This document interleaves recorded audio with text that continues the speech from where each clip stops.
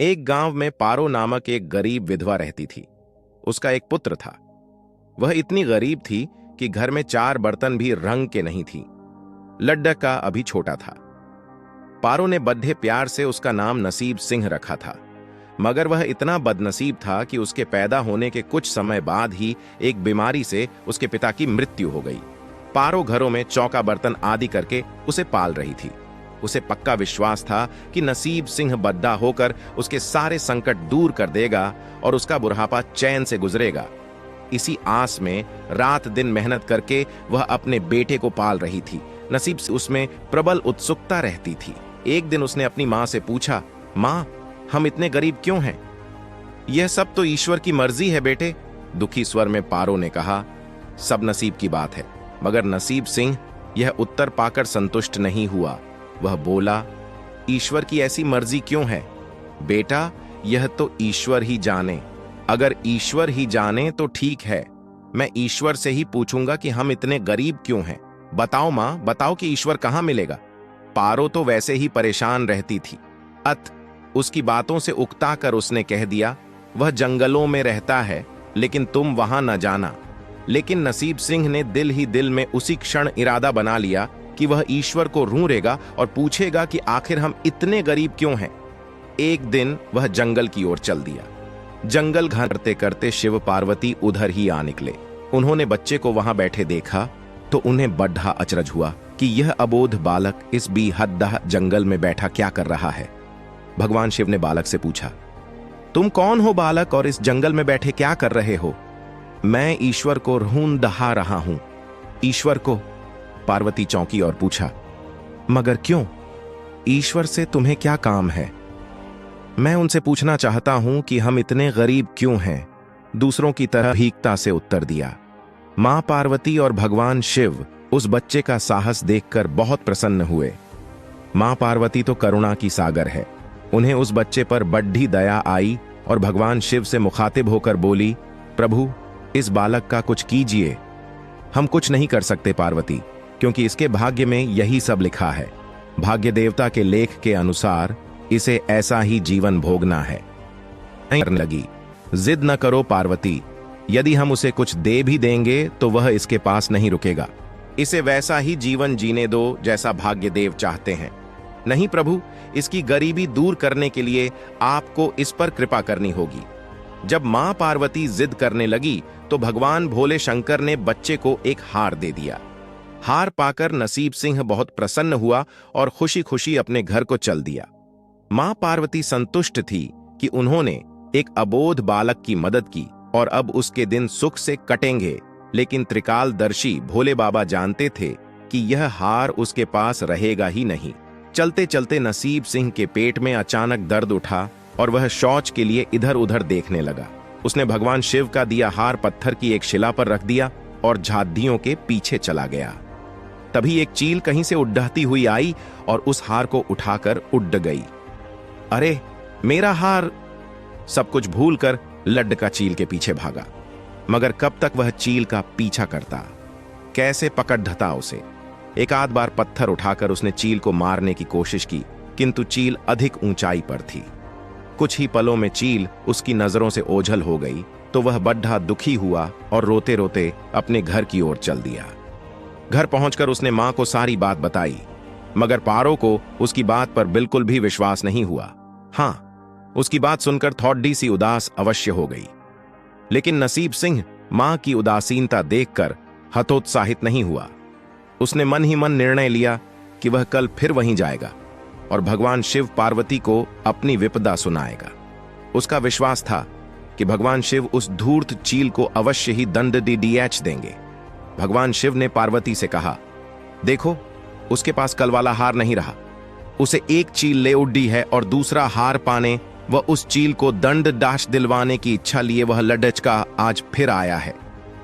पार्वती देवी ने फिर भगवान शिव से प्रार्थना की, आप चाहे चील को दंड दाहच दें या न दें, किंतु इस लड्डचके की सहायता करके इसकी निर्धनता दूर करें। हम अब कुछ नहीं कर सकते देवी। यदि तुम जिद करती हो तो हम ब्रह्मा से कहते हैं, वही इस बालक की कुछ सहायता करेंगे। कहकर भगवान शिव ने ब्रह्मा जी को बुलाया और सारी बात बताकर आग्रह किया कि आप ही इसकी कुछ मदद करें। तब ब्रह्मा जी ने LDDHK को हीरे की एक अंगूठी दे दी। LDDHK ने अंगूठी जेब में रखी और खुशी खुशी अपने घर चल दिया। उसने सोच लिया था कि वह अब एक पल के लिए भी अंगूठी को अपने से अलग नहीं करेगा। चलते चलते अचानक उसे प्यास लगी। वह सरोवर के किनारे पहुंचा और जैसे ही वह चुल्लू भरकर पानी पीने के लिए झुका, वैसे ही उसकी जेब से अंगूठी निकलकर पानी में जा गिरी और इससे पहले कि वह उठाता, एक मछली उसे निगल गई। नसीब सिंह फिर रोते रोते घर आया और मां को सारी बात बताई। बेटा, जब तक भाग्य में नहीं है तब तक कोई भी चीज नहीं रुकेगी। मां ने उसे दिलासा देते हुए कहा, जब भाग्य देवता खुश होंगे तो मिट्टी भी सोना बन जाएगी, मगर इस प्रकार किसी के देने से हमारी गरीबी दूर नहीं होगी। उसे समझाकर मां अपने काम में लग गई। मगर नसीब सिंह भी हार मानने वाला नहीं था।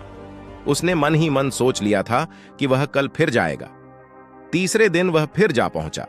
शिव और पार्वती उसका यह साहस देखकर बहुत खुश हुए।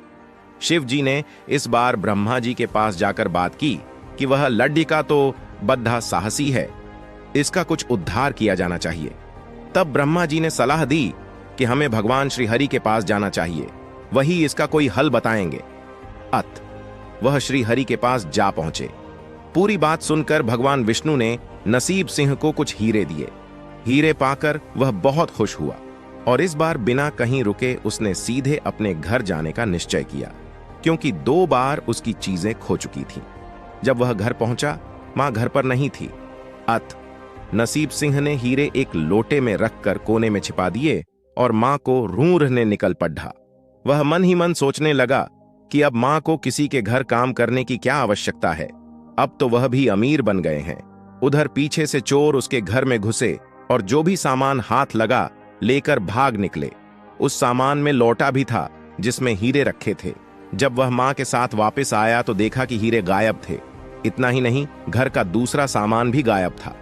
अब तो उसकी मां को बहुत गुस्सा आया। वह बोली, क्यों मुझे नई नई कहानियां सुनाकर पागल बनाता जा रहा है? सारा दिन आवारा की तरह इधर उधर भटकता रहता है और शाम को पिटाई के डी हर से कोई नई कहानी सुना देता है। मां की डी हांट सुनकर लड्डी डका रोने लगा। वह तो केवल वही जानता था कि जो कुछ भी उसने बताया था वह सत्य था। डेड हांट खाकर लड्डेडके की हिम्मत और बढ़ गई और अगले दिन वह फिर उसी स्थान पर जा पहुंचा। भगवान भोले शंकर सोचने लगे कि इस पर इतनी मुसीबतें पड़ी, लेकिन इसने हिम्मत नहीं हारी।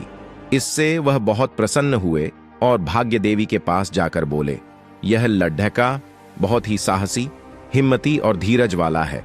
ऐसा व्यक्ति अभागा नहीं हो सकता, इसे कुछ दे दो।